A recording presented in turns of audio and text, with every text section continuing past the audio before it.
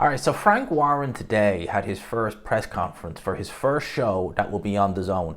Be on DAZN April the 5th. Now, before I talk about that show, and it is, people, it's, just, I'll talk about it more in a sec, but it's epic, epic.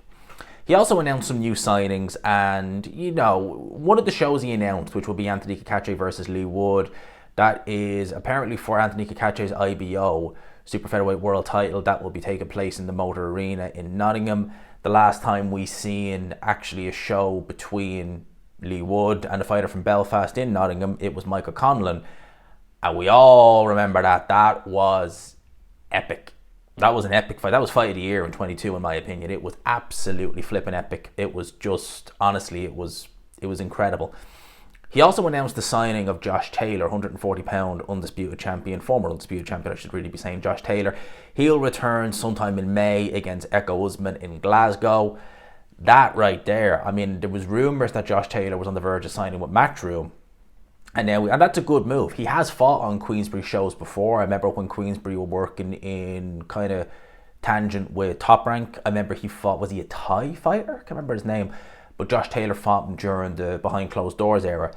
And all of this is just some of the things Frank Warren has announced. But the main purpose of this particular press conference was to basically kick off his next show. Well, not his next show, his first show with DAZN, which will be on April the 5th. People, Frank Warren's rise back to prominence. And it's not even just that he rose back to prominence. Frank Warren, when he was the number one guy in the UK, it was at a time where kind of UK boxing wasn't what it is today. Frank Warren was kind of big fish, small pond, but the pond was, there wasn't a big pond to deal with, He did have the likes of Joe Calzaghe, people like that, but, for the most part, there was only really those kind of guys, and you remember some of the old shows that were on, even back in the day with the likes of Frank Maloney, Frank Warren, etc. Because they weren't great. You did the odd good one, but they weren't great. And Ricky Hatton was in America. A lot of the big guys, like the Ricky Hattons, the Joe Calzaghe, I was going to say Cordina there, both Welsh to be fair. But Joe Calzaghe, they all went to the States, and Joe Calzaghe's last two fights were in the States. Ricky Hatton was primarily in the States. That's kind of where it all was.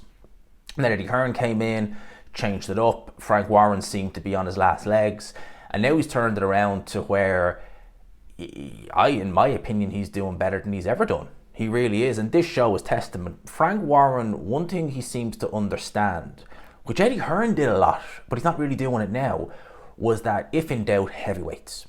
And he's starting this show. We've only got 4 fights announced, well, 3 fights announced, one fighter who will be on there.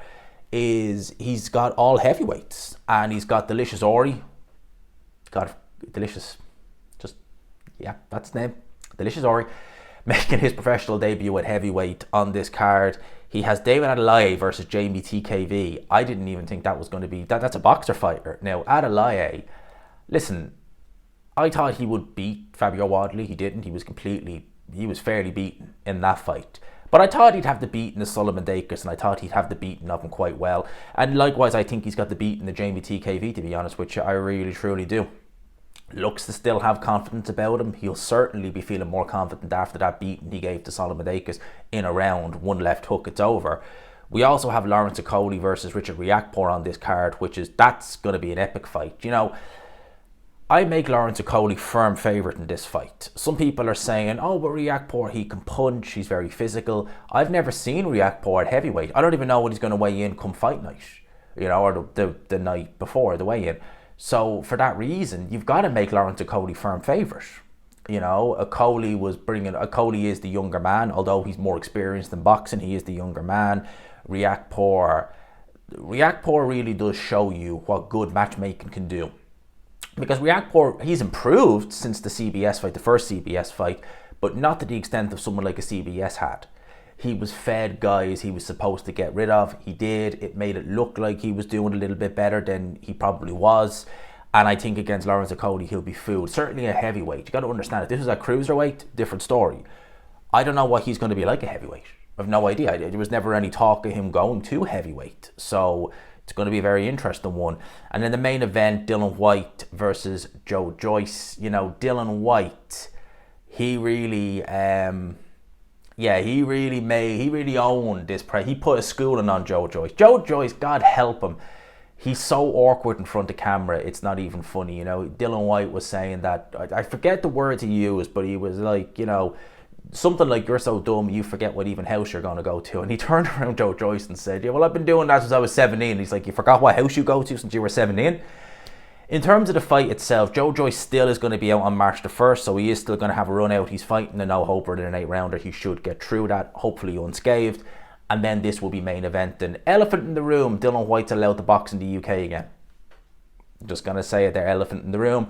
But nevertheless, it's an interesting fight, if nothing else. Are both these guys top-level fighters? No. Are both these guys going to win a respective world title? No. Are both these guys going to challenge any of the guys at world level? No. But do I think it'll be a fun fight while it lasts? Yes.